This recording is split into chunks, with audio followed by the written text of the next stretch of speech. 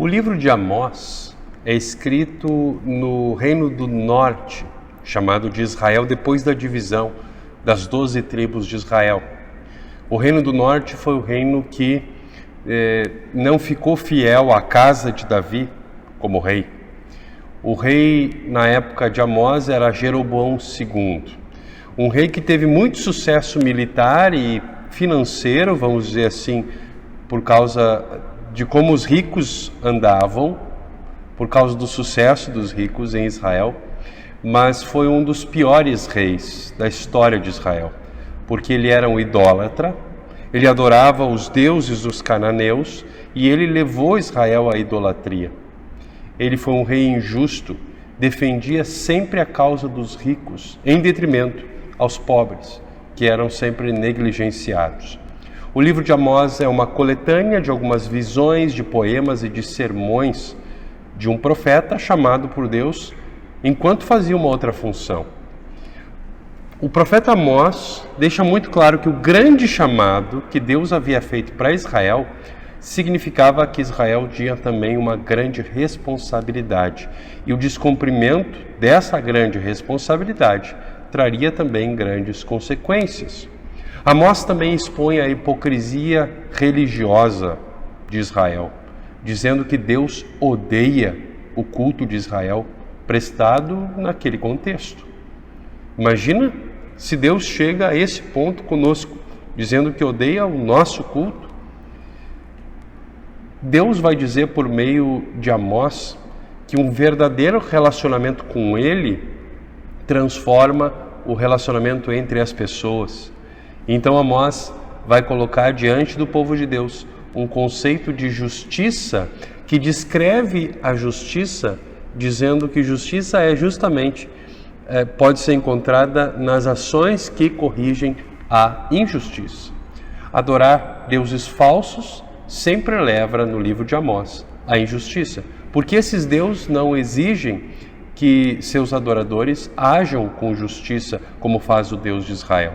Aliás, os próprios deuses cananeus eram imorais, e porque Israel havia rejeitado os profetas, o Senhor viria. E o Senhor traria um dia especial, que seria um dia terrível, um dia de punição, o dia de justiça. Israel vivia em instabilidade econômica e havia grande contraste entre a vida dos ricos e a vida dos pobres. Os ricos ficavam cada vez mais ricos às custas dos pobres. Os sacerdotes estavam super ocupados. O dinheiro, e especialmente a riqueza, era entendida pelo povo de Israel como a aprovação de Deus. Se nós ricos estamos então enriquecendo, isso significa que está tudo certo na nossa relação entre nós e Deus. O culto do povo de Israel não tinha nada a ver com a rotina diária do povo. O rico ia para o santuário e trazia o seu sacrifício no sábado, mas roubava e subornava e oprimia o pobre no domingo. Os aspectos vertical e horizontal da vida religiosa estavam completamente desassociados. Eles não percebiam que a verdadeira adoração se expressa em uma conduta condizente por parte do adorador. Um correto relacionamento com Deus gera um correto relacionamento com o próximo. O culto a Deus vai além da bênção, para dentro das atividades da semana, no relacionamento com o próximo. O quadro que o Amós pinta diante de nós é que, superficialmente, a vida do povo de Israel era uma vida bonita, florida, enfeitada, mas era podre no seu interior. E Deus, por meio do profeta Amós, estava dizendo: chega, eu não posso ser subornado.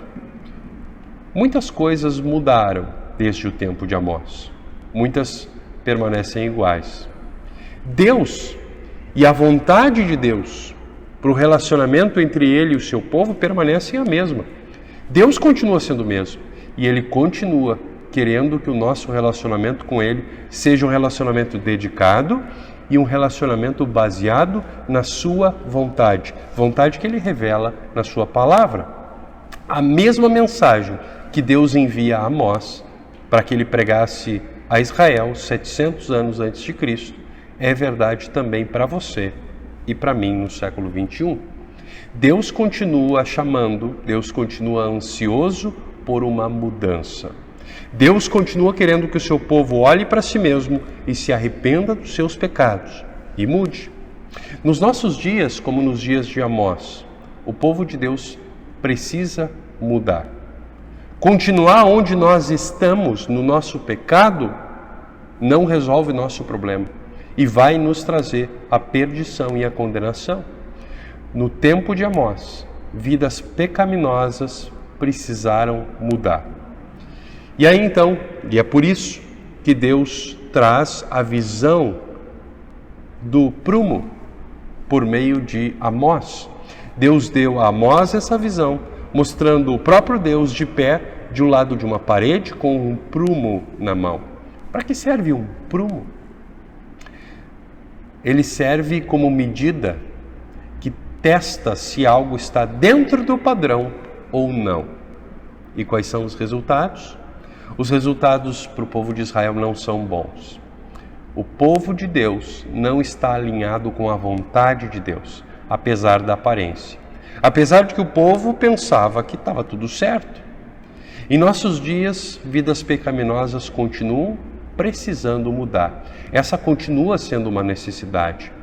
Muitas coisas mudaram desde o 8º século antes de Cristo, mas a lei de Deus, a vontade de Deus não mudou. O ser humano também não mudou e o pecado também não mudou.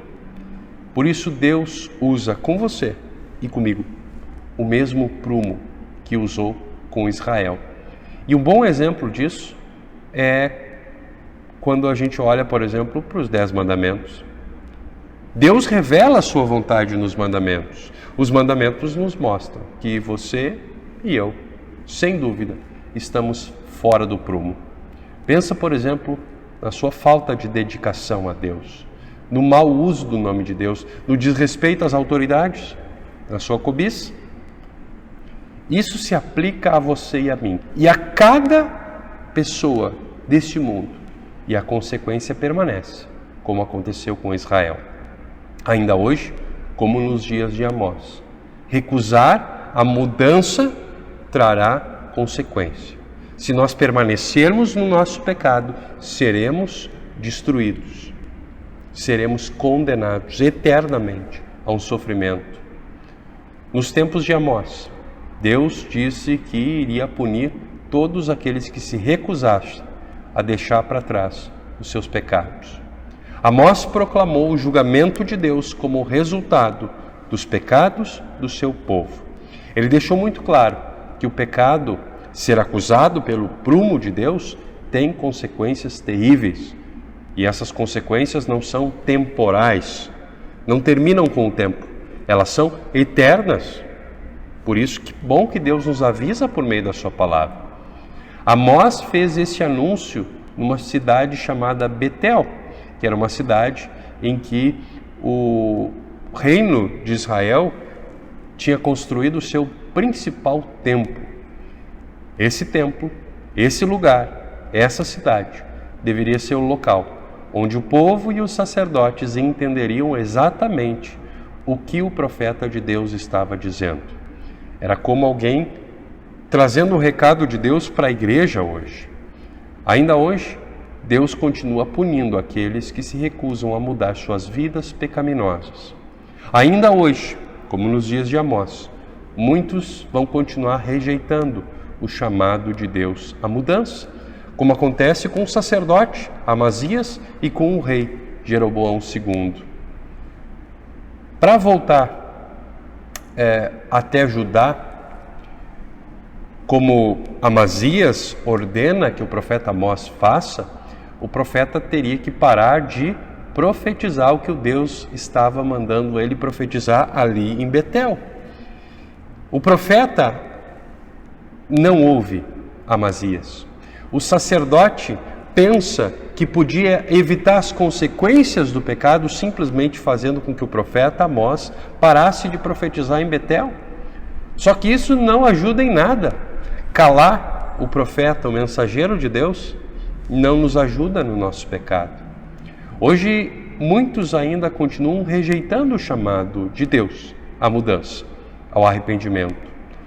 Esse tipo de ódio pode ser demonstrado como um mensageiro apenas de forma hostil, como faz o Amazias, ou de forma violenta, como faz Herodes contra João Batista no texto do Evangelho que nós lemos hoje.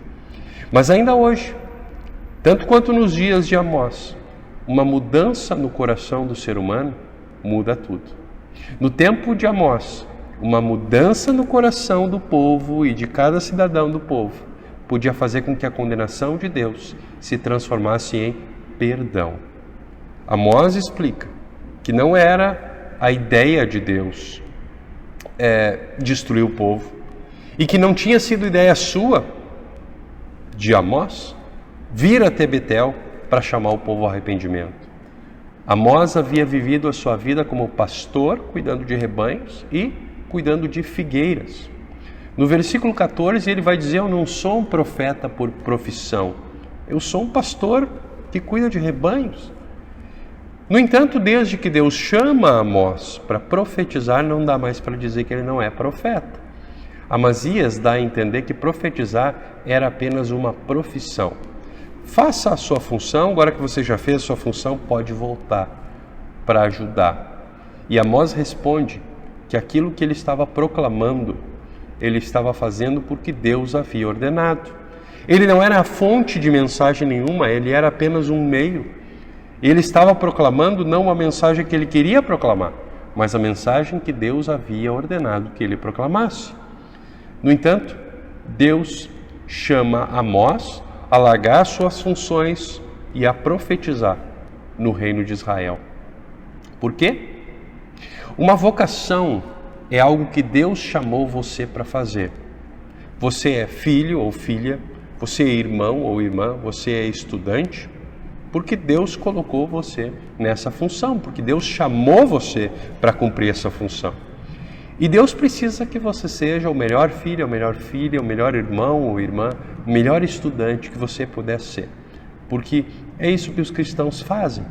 Eles fazem o melhor daquilo que são capazes de fazer, onde quer que Deus os tenha colocado. Veja, tudo o que você faz, onde quer que você esteja, é uma chance para mostrar às pessoas o que Deus tem feito para você e através de você.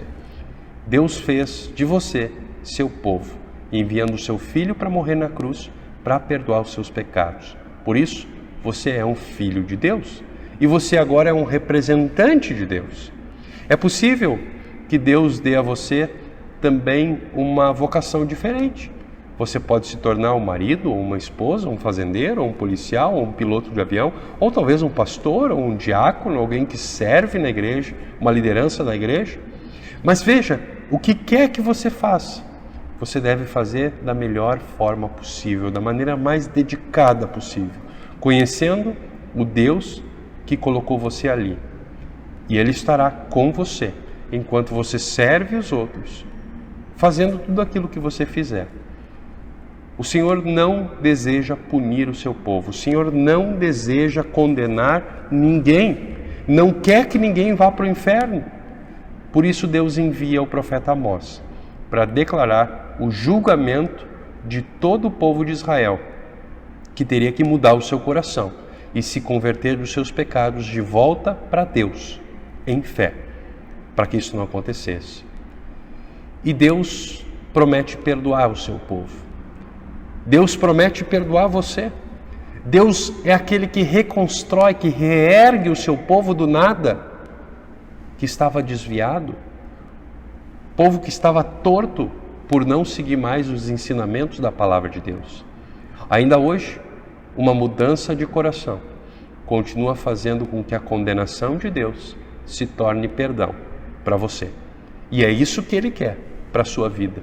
Por isso, Ele continua a chamar pastores e cristãos para testemunhar sua fé nesse mundo e testemunhando a sua fé para chamar pecadores ao arrependimento e para trazer a esses pecadores arrependidos o perdão e para fortalecer a fé uns dos outros.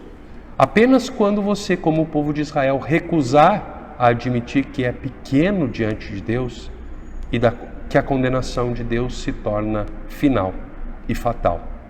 Por isso, Deus continua enviando proclamadores da sua palavra hoje.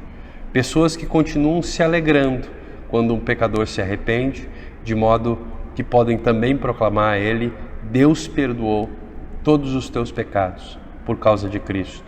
Deus continua enviando mensageiros que continuam se alegrando em proclamar esse mesmo evangelho por meio do batismo, por meio da Santa Ceia, por meio do anúncio do perdão dos pecados. Você não terá o mesmo fim de Israel, que precisou ser levado para o exílio. Sabe por quê? Porque Jesus já sofreu este exílio quando foi deixado na cruz pelo Pai. Você não precisa se preocupar, você está perdoado. E isso, meus queridos irmãos, isso nunca vai mudar. Deus vai continuar sempre desejando que você seja perdoado. E por isso Ele vai continuar agindo, para levar você ao arrependimento e para continuar trazendo para você o perdão e a salvação que Jesus conquistou para você. Que Deus abençoe essas palavras no teu coração. Amém.